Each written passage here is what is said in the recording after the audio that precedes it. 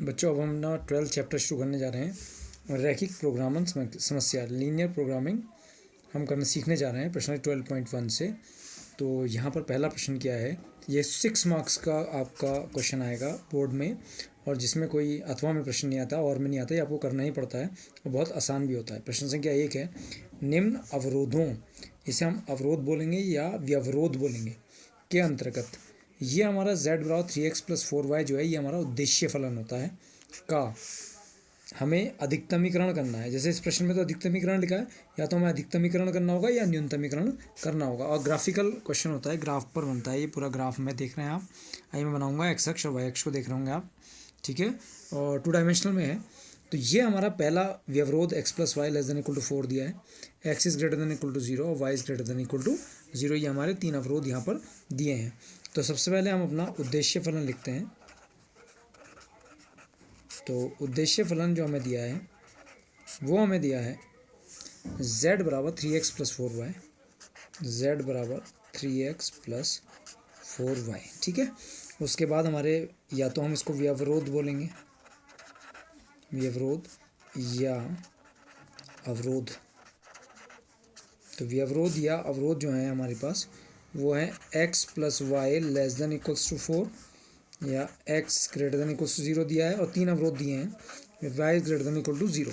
अब हमें क्या करना है कि इसमें इन अवरोधों को पहले इन असमीकाओं, असमीका भी कहते हैं जो आपने कक्षा 11 में पढ़ा है, तो इन असमीकाओं को समीकरणों में बदलेंगे, या अवरोधों को, इनको इन अवरोधों को, तीनों अवरोधों को हम समीकाओं में बदलेंगे। तो असमीकाओं को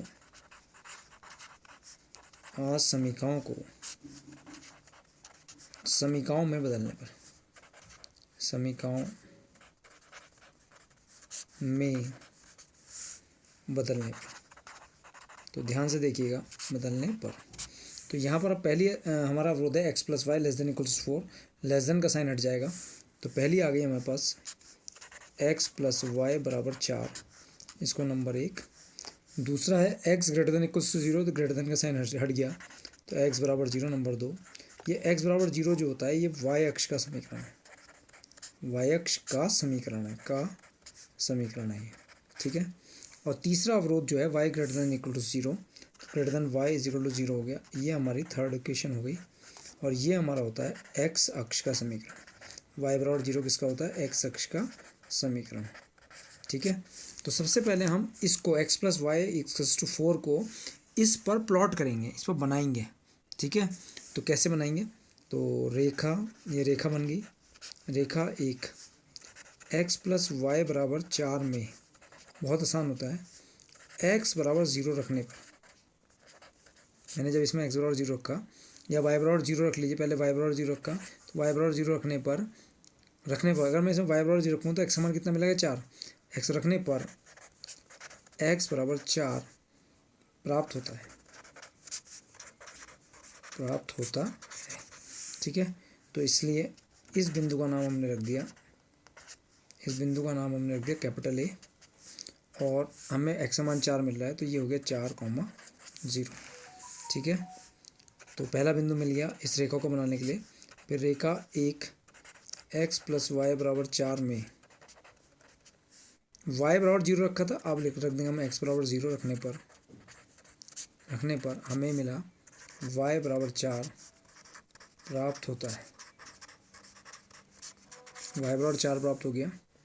इसलिए बिंदु b के निर्देशांक हैं, इसको बिंदु को b मान लिया, 0,4। तो अब हम इसको प्लॉट करने जा रहे हैं।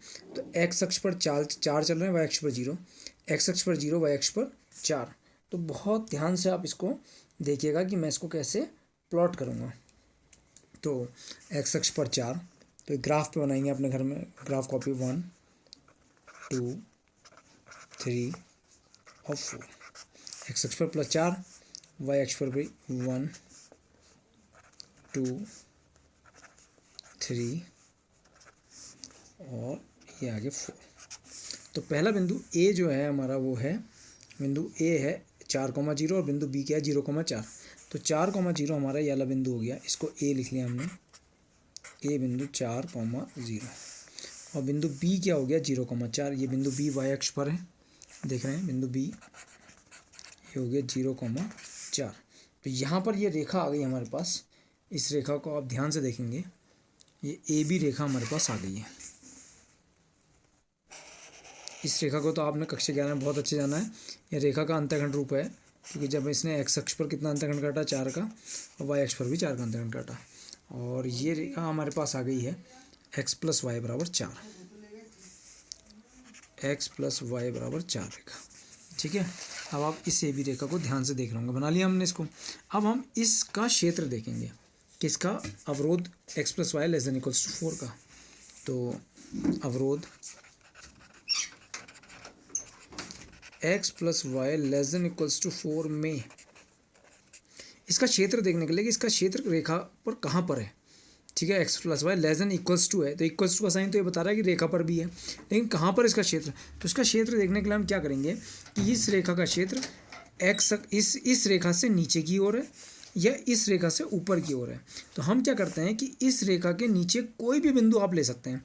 तो इस रेखा के नीचे बहुत सारे बिंदु हैं, 1,1 भी है, 2,2 भी है, और 3,3 का तो पता नहीं है, लेकिन 1,1 तो है ही, 2,2 भी है। लेकिन हम ये सब बिंदु ना रखकर इस रेखा के नीचे मूल बिंदु 0,0 को रख देते हैं। इस अवरोध में x + y ≤ 4 में x = 0 तथा y = 0 रखने पर, मैं आपको फिर बता देता हूँ एक बात, कि जैसे मैं इस रेखा के नीचे इस बिंदु को रख रहा हूँ, तो इस रेखा के नीचे तो 1,1 भी है, ये 1,1 भी देख रहे हैं, और 2,2 भी है, वो भी रख सकते हैं। लेकिन हम अपनी सहूलियत के लिए, अपनी आसानी के लिए, इसलिए हम 0,0 को रखते हैं। अब देखिए, मैंने x = 0 y = 0 रखा, तो 0 + 0 ≤ 4 आ गया।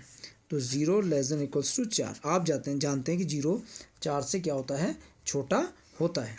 तो इसका मतलब है, जो इसका लिख देंगे, जो सत्य है, जो सत्य है, यानी कि 0,0 रखने पर इसमें तो वो सही आया।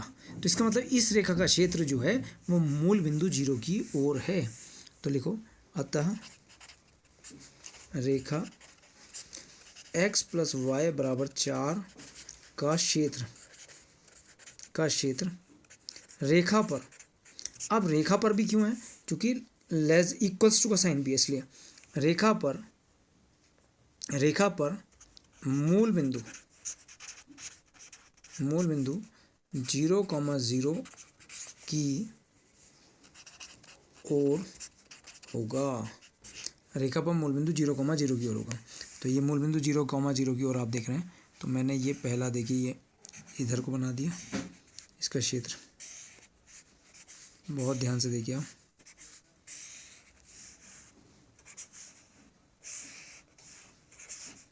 ये मूल बिंदु 0,0 की ओर इस रेखा का क्षेत्र है, और रेखा पर भी है। इसका प्रत्येक बिंदु कहाँ पर है, रेखा पर भी है, और मूल बिंदु 0,0 की ओर है।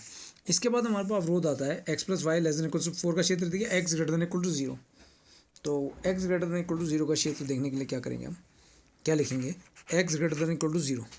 ठीक है, तो x = 0, यहाँ देखिए ध्यान से, x = 0। x = 0 क्या है, y अक्ष। x ग्रेटर हटाया था तो x = 0 आया था, तो y अक्ष। तो x > 0 का क्षेत्र y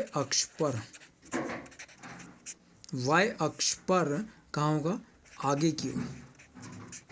आगे मतलब दाईं ओर, आगे का मतलब दाईं ओर होगा। y अक्ष पर कहाँ होगा, आगे की ओर होगा।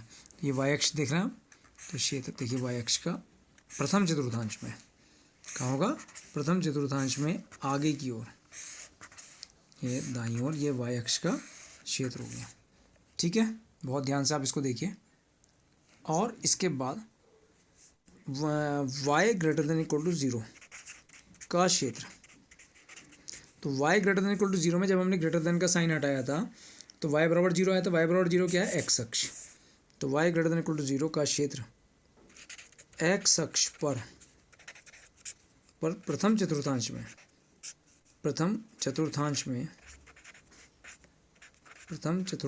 में ऊपर की ओर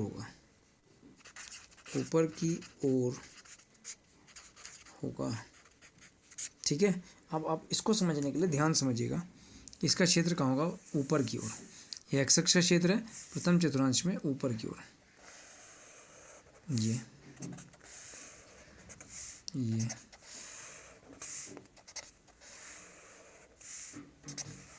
तो यहाँ पर आप अच्छे से देख रहे होंगे, ये एक्स अक्ष क्षेत्र हो गया। तो ये जो हमें इन तीनों तीरों से ग्रीन, रेड और वाले क्षेत्र से मिला हुआ क्षेत्र जो मिल रहा है, वो इन तीनों तीरों को देखेंगे हम, तीनों ग्रीन को, रेड लाइन को, और अलग अलग मैंने पेन से इसलिए बनाया है कि हमें एक क्षेत्र मिल रहा है जिसे हम कहते हैं सुसंगत परिबद्ध क्षेत्र, बंधा हुआ क्षेत्र, ओ ए बी ओ, तीनों से घिरा हुआ क्षेत्र, जहाँ पर तीनों के हमें क्या मिल रहे हैं, तीनों के हमें लाइन्स मिल रही हैं। तो ये हमारा सुसंगत परिबद्ध क्षेत्र हो गया ओ ए बी। इसको हमने क्या कर दिया बाद में रेखांकित। आप जो पेंसिल कलर होते हैं, पेंसिल कलर का यूज़ करना। तो ये ओ ए बी आ गया हमारा। तो सुसंगत परिबद्ध क्षेत्र हो गया O A B. O A B बिंदु बी ये रहा 0,4। तो सुसंगत परिबद्ध क्षेत्र ओ ए बी हमें प्राप्त हो रहा है।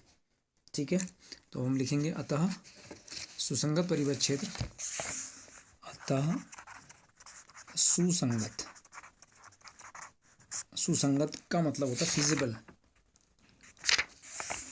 फिजिबल, FEASI, फिजिबल, सुसंगत, फिजिबल, FEASIBLE, परिबद्ध क्षेत्र। परिबद्ध का मतलब चारों ओर से बंद, परिबद्ध का मतलब होता है चारों ओर से बंद। ओ ए बी इस बाउंड्री के अंदर मिल रहा है, तीनों तीर इसी के अंदर तो मिले। ठीक है, सुसंगत परिबद्ध क्षेत्र, इसको कहते हैं बाउंडेड रीजन। परिबद्ध का मतलब बाउंडेड, BOUNDED, बाउंडेड, क्षेत्र का मतलब region, bounded region, REGION, bounded, BOUNDED, परिबद्ध क्षेत्र OAB प्राप्त हुआ, OAB प्राप्त हुआ। ठीक है, और ये जो OAB हैं, ये तीन बिंदु OAB ये कहलाते हैं कोणीय बिंदु। ओ ए और बी इसी के अंदर ही तो है ये क्षेत्र। तो ये OAB क्या कहलाते हैं, कोणीय बिंदु। तो इसको मान को हम कहाँ रख देंगे, अपनी एक सारणी बनाएंगे हम, कोणीय बिंदु, कोणीय बिंदु, फिर यहाँ पर आएगा उद्देश्य फलन, और यहाँ पर आएगा मान। ठीक है, तो ध्यान से देखिएगा, ध्यान से देखिएगा।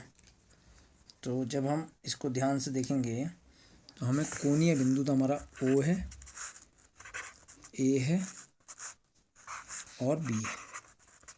ठीक है, और उद्देश्य फलन है Z बराबर 3x + 4y, 3x + 4y। इसमें हम ये कोणीय बिंदु का मान रख देंगे 0,0, A हमारा है 4,0 और B हमारा है 0,4। तो Z बराबर 3 × 0 0, 4 × 0 0 बराबर मान आ गया 0। और Z बराबर 4,0 इसमें रखा, 3 चौक 12 + 4 × 0 0 बराबर 12। और यहाँ पर B का मान 0,4, तो Z बराबर 0,4। तो 3 × 0 0, 4 चौक 4 × 4 16। तो यहाँ मान आ गया कितना, 16। तो ये मान आ गया 16। तो ये मान आ गए। अब इनमें हमें, इस सारणी में हमें अधिकतमीकरण देखना है। तो इसमें सबसे ज़्यादा मान 0 है या 12 है या 16। तो अधिकतम मान किस पर है, इस पर है। इसका अधिकतमीकरण करना था ना। अतः अब आप अपना आंसर लिख दोगे। ठीक है, अतः Z का अधिकतम मान, Z कौन है, उद्देश्य फलन 3x + 4y। Z का अधिकतम मान बिंदु, कौन से बिंदु पर, बिंदु B 0,4 पर, बिंदु B 0,4 पर कितना है, 16 है। Z का अधिकतम मान बिंदु 0,4 पर कितना है, 16 है। ठीक है, अतः x बराबर 0,4 है ना, तो x का मान 0, y का मान 4। अतः x बराबर 0 तथा y बराबर 4 पर, x बराबर 0 तथा y बराबर 4 पर क्या है, ये एक सुसंगत, फिजिबल, सुसंगत हल है। इसका कैसा हल है, सुसंगत हल है। एक बार चित्र को ध्यान से देख लीजिए, इसको आपको ग्राफ कॉपी में बनाना है।